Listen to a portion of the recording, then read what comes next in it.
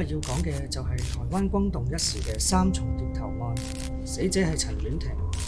而涉嫌殺害佢嘅就係佢嘅親生哥哥陳佳富。我哋講解下一啲簡單嘅資料。死者陳婉婷原名陳淑慧，案發時係35歲。鄰居話陳婉婷喺小學、中學嘅時候都係校花，仲有經紀人公司揾佢拍廣告添。但係因為中學嘅時候誤交損友，仲吸埋咗，學業就被迫中斷，整個人生都改變咗。同丈夫結婚之後就搬離咗三重，冇諗到丈夫服役嘅時候竟然發生情變，於是就搬返老家，而佢嘅精神狀態亦開始變得唔穩定。喺案發前同媽媽、哥哥陳佳富一齊住喺三重。陳佳富38歲，死者嘅親哥哥，亦都係呢單案嘅核心人物。佢曾經做過廚師，亦做過保安員，收入唔穩定。警方調查期間發現，佢係為咗錢喺殺人前密集咁幫個妹買咗多份嘅保險，受益人都係佢自己同媽媽。佢喺案發後嘅種種行為，包括分屍、業績頭腦，都顯示佢嘅冷靜同埋殘忍。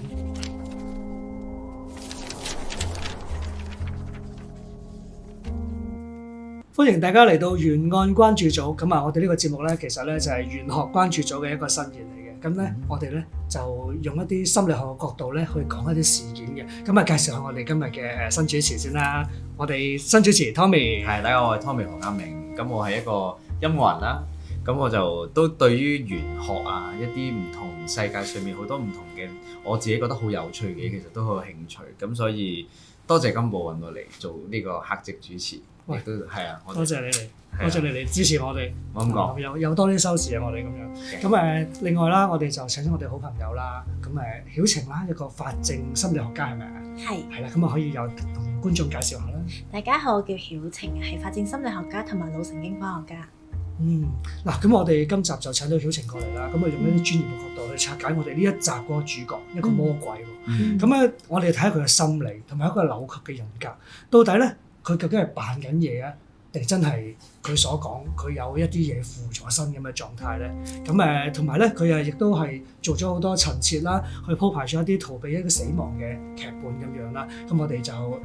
交俾曉晴啦，以下落嚟。好，今日咧，我哋將會講一單叫做台灣三重獵頭案。呢單案無疑喺台灣犯罪史上面最令人心寒嘅案件。犯案人陳佳富嘅行為，佢無論喺犯罪嘅手法同埋事後嘅掩飾，都充滿法證心理學上面非常值得剖析嘅極端特徵。咁根據調查咧，陳佳富咧對作為性工作者嘅妹妹陳婉婷咧，其實長期係存在一個即係唔想當佢屋企人嘅不滿嚟嘅。咁咧，另外咧，鄰居咧提咗一樣嘢，我覺得好恐怖嘅，就係陳婉婷咧曾經講過，如果咧佢要同佢哥哥咧一齊瞓覺先可以攞到錢。親生阿哥。係啦，咁咧如果咧呢樣嘢真係真嘅話咧，喺心理學嘅角度，我想問下，即係呢一種咧對於女性好似牲畜咁樣一樣咁樣醃製啦，將佢物化啦，作為一個性發泄嘅對象，食物甚至衰啲講好似垃圾咁樣，其實呢一樣係咪一個好極致嘅性暴力或者係冷血暴力嚟嘅咧？絕對正確啊！從法證心理學角度嚟睇，將死者嘅頭顱醃製啦，將佢嘅身體咁殘忍去處置咧，呢種行為其實已經超越一般嘅謀殺，而且一種係屬於極端物化 dehumanization 嘅過程。陳佳富對妹妹佢做嘅工作感到咁羞恥，甚至有傳要妹妹提供性服務先至可以換取到金錢，咁反映到佢嘅內心對女性同埋對佢嘅妹係極度貶低，而已經唔再係將佢個妹當係一個有血有肉嘅親人，而係當佢好似一個隨意處置嘅死物或者肉類咁。呢種係嚴重剝削受害人生而為人嘅尊嚴嘅做法，正正係冷血暴力同埋潛在性暴力嘅極致表現。但係親人佢個人性都已經係其實基本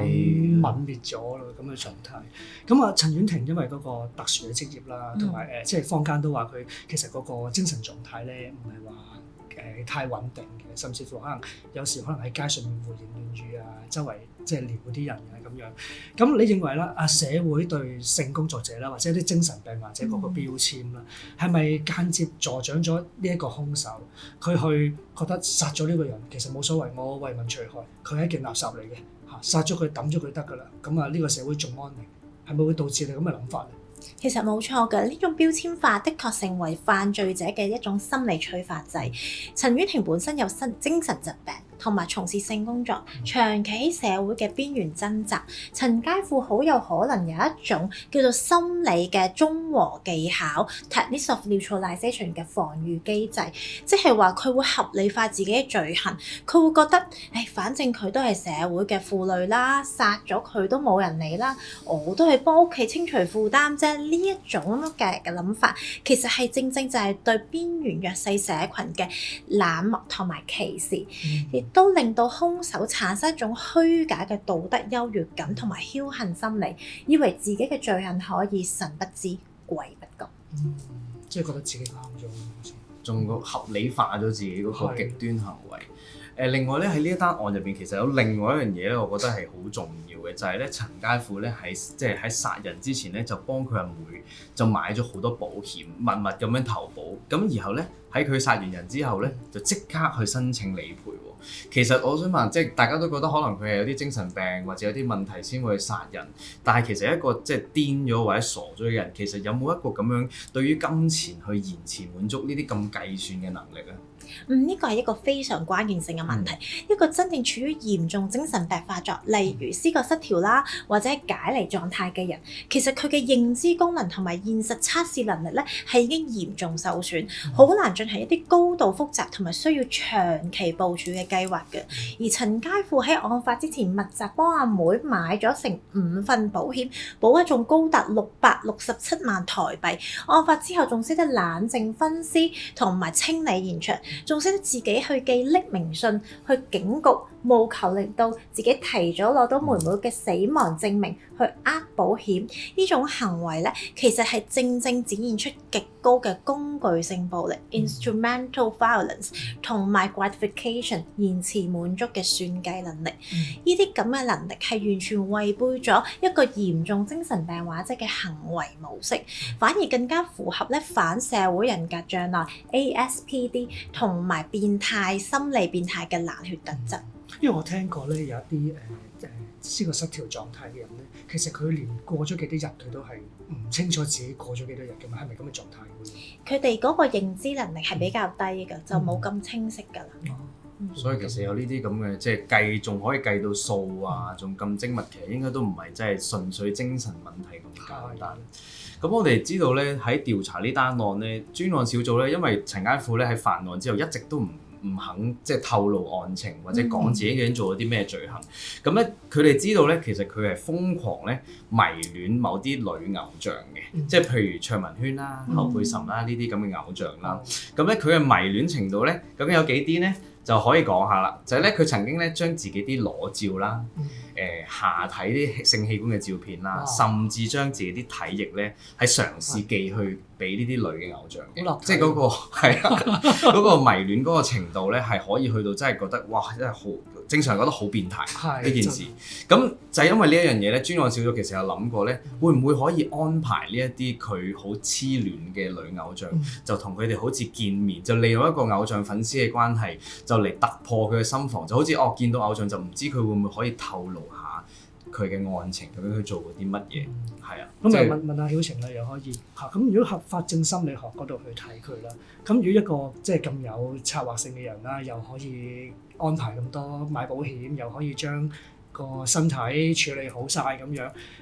咁高智商嘅罪犯，但係佢同時亦都係一個咁黐線迷戀偶像嘅人，咁佢將一啲身體器官啦，或者一啲液體啦，寄俾一啲公眾人物啦，其實佢呢個係反映咗佢心理邊一方面嘅問題咧？嗱，其實看似好矛盾嘅行為咧，其實都反映呢個犯人佢嘅人格之中有嚴重嘅自戀同埋扭曲嘅性心理。法證心理學嚟講咧，呢啲對公眾人物嘅極度迷戀就稱為情愛妄想症嘅一種變體，或者係一啲叫做名人跟蹤狂嘅特徵。陳佳富喺現實生活之中有可可能係感到自卑或者性能力不足，因為我記得佢曾經向當局嘅警方承認自己性無能，所以佢嘗試透過向一啲高高在上嘅女偶像寄送一啲有性意味嘅物品嚟獲取一種虛幻嘅權力感同埋控制感。佢冷靜策劃殺人係為咗滿足佢對金錢嘅慾望，但係騷擾偶像咧係為咗滿足佢扭曲嘅性慾望同埋心理，兩者都係顯示到佢將他人視為滿足自己慾望嘅工具。如果咁聽，其實佢係一個幾自私嘅人，兩樣都係為咗自己一己私慾嘅嘢，自己開心。係，咁如果到嗰陣時佢哋真係即係專案小組真係嘗試安排，即係我哋叫美人計啦，即係有女偶像去同佢見面，其實喺心理學上面呢一樣嘢係會唔會可以即係令到佢可以提供啲案情，即係有冇作用咧？其實佢對偶像呢一啲迷戀咧，會唔會真係因為我見到偶像我就會態度軟化，開始就想同偶像講下我做咗啲乜嘢唔好嘅嘢，定係還是我見到偶像反而令到我有一個對抗心，覺得咧呢個好似審訊嘅嘢咧，就變咗一個好似性幻想權利遊戲，覺得我自己成功咗的，即係邊一樣喺心理學上面覺得會似個方向？其實喺審訊策略上面咧，利用嫌疑人迷戀嘅對象嚟突破嫌疑犯嘅心防，係一種高風險嘅做法。對於陳佳富呢種有極高操控慾同埋反社會特質嘅人嚟講，如果真係要安排佢嘅對象去突破佢嘅心防，其實當事人呢個嫌疑犯好大機會係唔會軟化，相反佢有可能視呢種情景視為佢自己嘅性幻想嘅一種肯定，甚至佢覺得我自己終於成功吸引咗偶像嘅注意，將審訊變成另一場權力遊戲。佢可能會喺偶像面前為咗維護一定嘅形象而更加隱瞞真實，甚至故意提供一啲虛假嘅信息嚟操控局面。所以呢招美人計未必係達到預期嘅效果。即係可能有機會再彎咗，搞到件事。係啊，可能會弄巧反拙，或者可能再諗啲方法點樣再撐遠啲。佢覺得好似自己成功咗，即係我做咗呢啲衰嘢，反而覺得可以引到偶像注意。一舉兩得嚟嘅。呢種利用即係嫌疑人嘅佢一啲性癖好啦，或者一啲佢嘅癖好嚟做審訊嘅手法咧，喺法證心理學上面其實有冇即係過往有冇啲風險啦，或者喺倫理上面會唔會有啲爭議咁樣？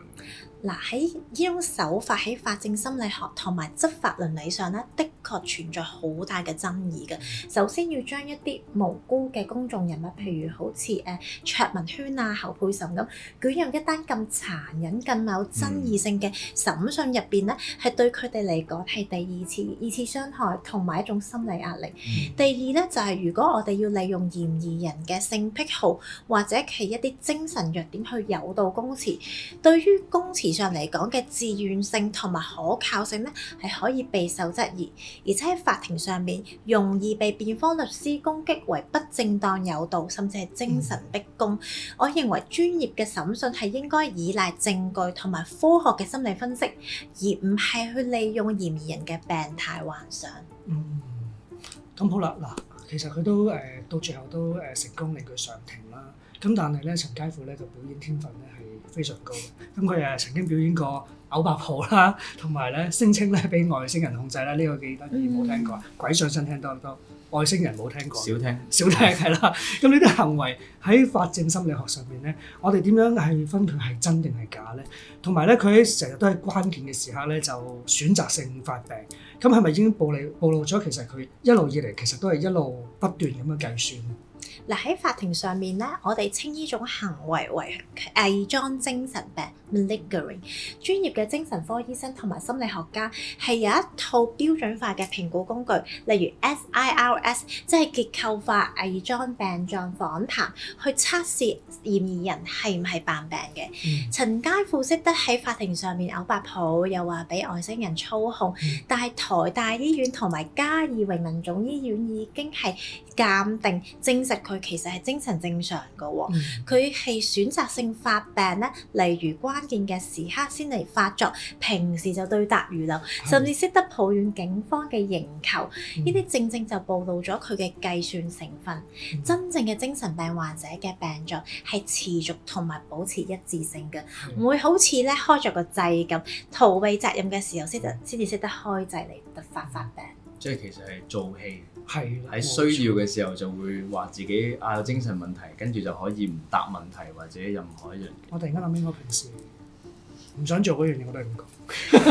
咁辯方咧其實有曾經提出過一個反駁嘅理據，就係因為佢咧佢有講過自己咧細個因為受嗰啲家暴啦，或者長時間嘅，咁咧導致佢人格扭曲咗，所以先會做一啲好極端嘅行為。其實我想問下喺心理學角度咧，即係一啲譬如細個啲童年創傷啊，或者如果好不幸地有家暴、俾人家暴嘅經驗，其實係咪真係會令到我哋冇咗個同理心咧？即係甚至就會發展到好似呢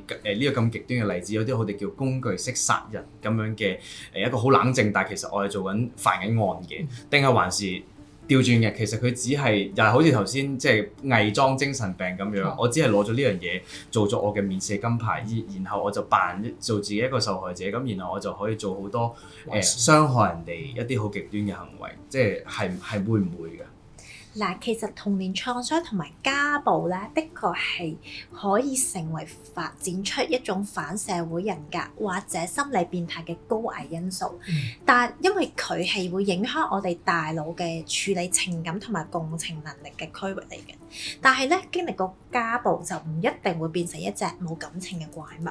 好多家暴嘅幸存者反而會發展出更加有強烈嘅同理心嘅表現。陳佳富將受害者嘅身份當成犯罪嘅藉口咧，呢種係一個典型推卸責任嘅手法。法律同埋心理學都強調，過去嘅創傷可以理解犯罪動機背後嘅背景，但絕對唔可以成為殘忍剝奪他人性命嘅免死金牌。陳佳富有意識去選擇殺人騙保，其實呢一個係一個佢充滿咗意識理性嘅一種犯罪嘅決定嚟嘅。嗱，咁如果真係到最終啦，法庭真係咧話佢係真係精神病嘅，真係傻嘅，咁係咪我哋就唔可以追究啦？咁如果最終鑑定佢嚴重精神病啦，咁佢之前佢一路嘅計算嘅660幾萬嗰個保險金啦，個計算啦，同埋嗰個對死者個殘忍對待咧，咁法律同埋社會，我哋究竟點樣去平衡呢一種精神障礙抗辯同埋受害者嘅公義？嗱，呢個咧喺司法精神醫學之中咧係一個最核心嘅掙扎。法律上所講嘅精神障礙抗辯咧，其實係基於無犯意即無犯罪嘅原則，本身係想保護咧真正因為疾病而失去辨識同埋操控能力嘅人。但對於陳佳富呢種識得精心策劃、冷血算計667萬保險金嘅人咧，事後仲識得毀屍滅跡，同埋識得去即係清理現場啊，甚至去識得點樣去用呢個叫做告密信啊，去啲保險金嘅人嚟講咧，其實反映出佢係意識係非常之清醒嘅犯罪期間，所以咧，我認為社會同法律係必須要劃清界線。精神病並唔係犯罪嘅萬能擋箭牌。如果濫用精神病抗辯，唔單止對受害者同埋佢嘅家屬係極度唔公平啊，仲會加深社會對真正有精神病患嘅人嘅污名化。我覺得公義係必須建立喺客觀嘅科學鑑定同埋犯罪事實嘅嚴格審視之上。明白。呢個都係對精神病真係精神病患者其實好唔公平。係啊，即係大家好社會即係成日聽到好多罪案都係講，即係大家即係逃避責任咧，就一定會講自己有精神問題，就導致我哋即係一般大眾就會對於啲精神病嘅病人咧就會標籤咗。即係聽得最多就係抑鬱啊嗰啲。係啦，但係其實有好多真係唔係即係未鑑定嘅情況下，好多都係你同我講嘅嘢，所以我覺得呢個都真係要好公平咁對待，而且係即係呢個情況佢即係如果陳家富冇被捕嘅話咧，佢呢一個殺人致富嘅模式啦，即係殺完人跟住去索取呢個保險金嘅模式，你覺得佢係咪會應該會繼續去延伸佢呢個殺人致富嘅模式咧？即係又或者甚至會牽連到佢身邊啲屋企人啦，譬如媽媽都應該會越嚟越危險㗎喎。嗱，如果以佢呢種心理軌跡同埋冷血程度，如果佢今次成功騙保又冇被捕嘅話咧，極有機會食水知味嘅，將呢種殺人致富嘅模式複製落去。呢一類具有心理變態特質嘅疑犯啦、犯人，一旦發現咗將人命係可以轉化為金錢呢種途徑係可行嘅話咧，佢嘅膽量同胃口只會越嚟越大。身邊最親近佢嘅人，最容易俾佢控制嘅人，例如佢嘅媽媽或者嗰位俾佢嚇走咗返大陸嘅妻子咧，可能成為佢嘅下一個潛在嘅目標，因為喺佢嘅眼中，人已經唔係人啦，已經成為行走嘅提款機。其實佢太太都真係好彩走得啦，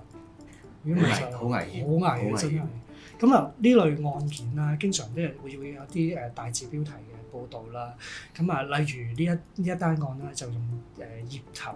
去大字標題去做新聞啦，咁樣啦。咁呢啲其實你一聽就已經係有畫面嘅字句啦，咁樣。咁其實你認為啦，一啲媒體去報導呢一類處理身體啦，或者係醃製嘅細節嘅時候咧，其實咧係咪會激發出一啲潛在嘅隱性犯罪者？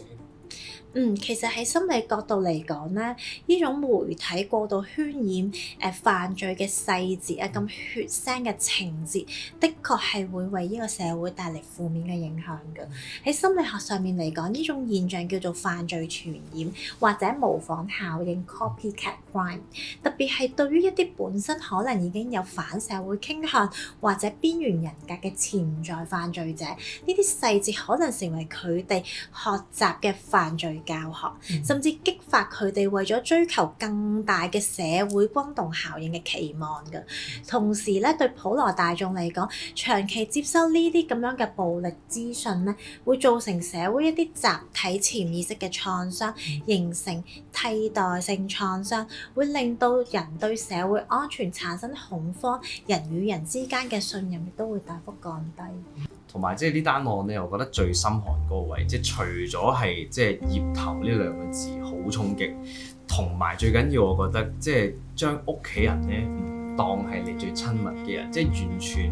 漠視咗人性，將血緣關係咧可以變成咁工具化，同埋陳佳富只係由頭到尾當佢個妹，只係一個可以幫佢去呃保險金嘅一個兌換權，我覺得呢個先係最心寒嘅。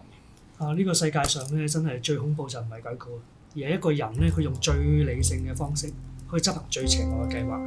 然後咧佢用最荒謬嘅藉口咧去否認自己做嘅所有嘅錯事。